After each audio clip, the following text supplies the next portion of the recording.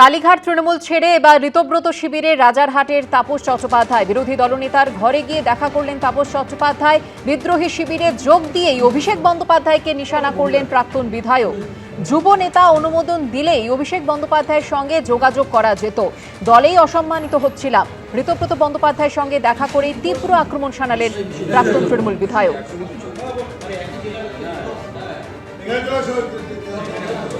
আমি নিজেও ধরুন কোনো কথা বলতে যাবো, চিফ মিনিস্টারের ঘরে সে বলার মতো সুযোগ থাকবে। অভিষেক বন্দ্যোপাধ্যায়কে ফোন করলে সে ফোন করলে সে আমাদের এখানে একটা যুব নেতা, তিনি যদি অ্যাপ্রুভ করতেন তবে সেটা ধরা হবে। এর আগে 2015 সালে সিপিএম ছেড়ে তৃণমূলে যোগ দেন রাজারহাট গোপালপুরের প্রাক্তন পুরপ্রধান তাপস চট্টোপাধ্যায়। 2021 সালে বিধানসভা নির্বাচনে রাজারহাট নিউটাউন কেন্দ্র থেকে বিধায়ক হন তিনি। আর 2026 সালে বিধানসভা নির্বাচনে সেই রাজারহাট নিউটাউন কেন্দ্রেই হেরে যান। এবার সেই তাপস চট্টোপাধ্যায় শিবির বদলে চলে গেলেন ঋতব্রত তৃণমূলে। ধ্রুবন ভুবন ভ্রমিয়া শেষে আমি এসেছি তোমারই দেশে। যারা দমটা ধরে রাখতে পারছেন তারা থাকছেন, যারা দমটা ধরে রাখতে পারছেন না তারা সেই জায়গাটা আত্মসমর্পণ করে দিচ্ছেন। তাপস চট্টোপাধ্যায় এই শিবির বদল নিয়ে রাজ্যের মন্ত্রী তাপস রায় কি বলছেন দেখুন।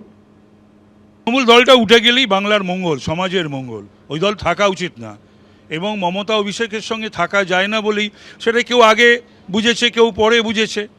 সেক্ষেত্রে আমি কতটা খাঁটি, কতটা সঠিক, কতটা ঠিক সেটা নিশ্চয়ই আজকে সবাই উপলব্ধি করছে, বুঝছে যে এই ভদ্রমহিলার সঙ্গে থাকা যায় না, ওই দলের সঙ্গে থাকা যায় না। যদি কারুর মানুষের কাজ করার সততার সঙ্গে, নিষ্ঠার সঙ্গে যদি কারুর মানুষের কাজ করার ইচ্ছা থাকে, তাহলে সে মমতার সঙ্গে, অভিষেকের সঙ্গে এবং তৃণমূলের সঙ্গে থাকতে পারে না। শুধু তাপস চট্টোপাধ্যায় নন, কালীঘাট তৃণমূলে ভাঙন অব্যাহত। বিধানসভার বিরোধী দলনেতার ঘরে বনগাঁ উত্তরের প্রাক্তন বিধায়ক বিশ্বজিৎ দাস। বিরোধী দলনেতার ঘরে দেখা গেল বিশ্বজিৎ দাসকে। বিরোধী দলনেতার ঘরে গিয়ে আমার নেতা বলে তাকে সম্বোধন করেন বিশ্বজিৎ দাস।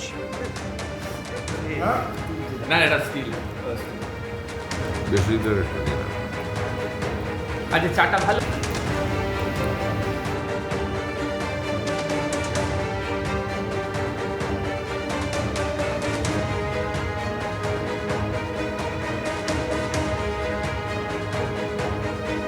2019 লোকসভা ভোটে বিজেপি এ রাজ্যে অত্যন্ত ভালো ফল করে। ওই বছরই তৃণমূল ছেড়ে বিজেপিতে যোগ দেন বিশ্বজিৎ দাস। আবার 2021-এ তৃণমূল বিপুল ভোটে জিতে ক্ষমতায় ফিরতেই তৃণমূলে ফেরেন বিশ্বজিৎ দাস। এবার তৃণমূলের ভরাডুবির পর শিবির বদলের ভিড়িকে সেই বিশ্বজিৎ দাস কালীঘাট তৃণমূল থেকে যোগ দিলেন ঋতব্রত তৃণমূল শিবিরে। তৃণমূল নয়, আমি তো তৃণমূলের ঘরে এসেছি। 15 বছর আগে খুব যাতায়াত ছিল, 15 বছর সরকারে ছিলাম বলে এই ঘরে আসিনি। আবার যে লিডার আমার অপোজিশন লিডার, তার সঙ্গে আসবে স্বাভাবিক। এটা তৃণমূল কংগ্রেস, একটা কালেকটিভ, ইন্ডিভিজুয়াল কাল্টের বিরুদ্ধে কালেকটিভের যে লড়াই। তাপস চট্টোপাধ্যায় প্রাক্তন বিধায়ক, বিশ্বজিৎ দাস প্রাক্তন বিধায়ক, একজন বারাসাত এবং বনগাঁর সাংগঠনিক জেলার সভাপতি, দুজন তারা যোগদান করেছেন। আমরা কালেকটিভলি, অরূপ রায় আমাদের সর্বভারতীয় চেয়ারপারসন, বিপ্লব মিত্র আমাদের রাজ্যের সভাপতি, আজকে ওরা যোগ দিয়েছেন, এসে কালেকটিভে সামিল হয়েছেন। আমরা আলাপ আলোচনা করে ওনাদের কি দায়িত্ব বন্টন করা যায় সেটা আমরা জানিয়ে দেবো। কালেকটিভ তো মানে মনোলগের বিরুদ্ধে ডায়লগের যে লড়াই, সেই লড়াইয়ে তো অবভিয়াস যে ডায়লগ শক্তিশালী হবে। গণতন্ত্রের জন্য ডায়লগ শক্তিশালী হওয়াটাই তো বাঞ্ছনীয়। ইন্ডিভিজুয়াল কাল্টের বিরুদ্ধে যেহেতু লড়াই, তো ডায়লগ শক্তিশালী হচ্ছে এবং সেটাই স্বাভাবিক। অন্যদিকে ডিপি থেকে মমতা বন্দ্যোপাধ্যায়, অভিষেক বন্দ্যোপাধ্যায়ের ছবি সরিয়ে এবার বিদ্রোহী রাজীব বন্দ্যোপাধ্যায়। ভোটে ভরাডুবির জন্য অভিষেক বন্দ্যোপাধ্যায়কেই দায়ী করে তীব্র আক্রমণে রাজীব বন্দ্যোপাধ্যায়।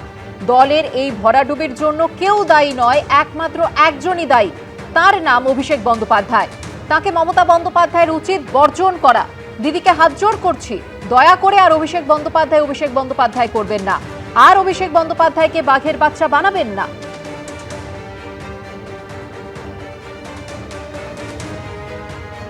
দলটার এই জায়গা আজকে শুভেন্দু অধিকারী আজকে কেন দল ছেড়েছে?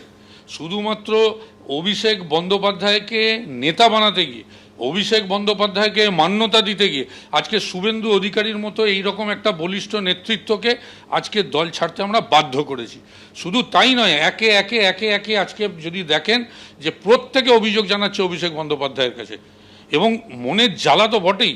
আজকে আমাকে কিভাবে আমার রাজনৈতিক জীবন বলুন, পরিবার বলুন, সব কিছু কীভাবে নষ্ট করেছে এই অভিষেক বন্দ্যোপাধ্যায়।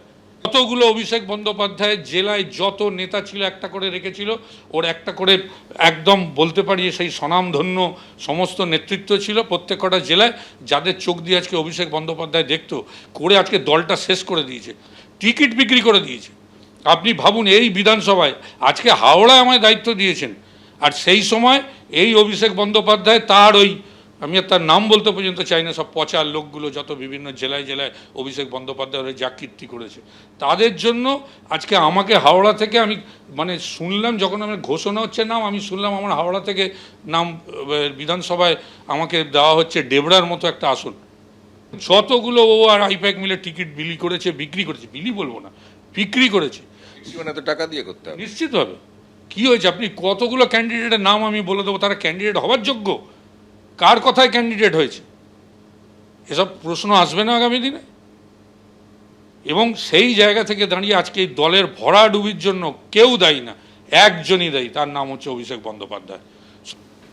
এমন এমন সব নেতৃত্ব হয়েছে যারা কেউ এক একজন বড় বড় তোলাবাজ, যাদের সম্বন্ধে বহু অভিযোগ রয়েছে। এমন এমন নেতৃত্ব হয়েছে যারা এক এক সময় অন্য রাজনৈতিক দল করেছে, হারমাদের তাকমা পেয়েছে, কাউকে বাড়ি থেকে বার করে দিয়েছে, কাউকে গলায় কোপ মেরেছে, এসব আর আমি নাম বলতে চাই না। এগুলো ছিল সব অভিষেক বন্দ্যোপাধ্যায় সব এক একটা রত্ন জেলায় জেলায়। এইসব জেলার রত্নগুলোকে দেখেই তো আজকে বাংলার মানুষ মনে করেছে এরা যদি তৃণমূল কংগ্রেসের রত্ন হয়, তাহলে এই তৃণমূল কংগ্রেস, মমতা বন্দ্যোপাধ্যায়ের তৃণমূল কংগ্রেস হতে পারে না, এটা মামাটি মানুষ হতে পারে না। এবিপি আনন্দ, এগিয়ে থাকে, এগিয়ে রাখে।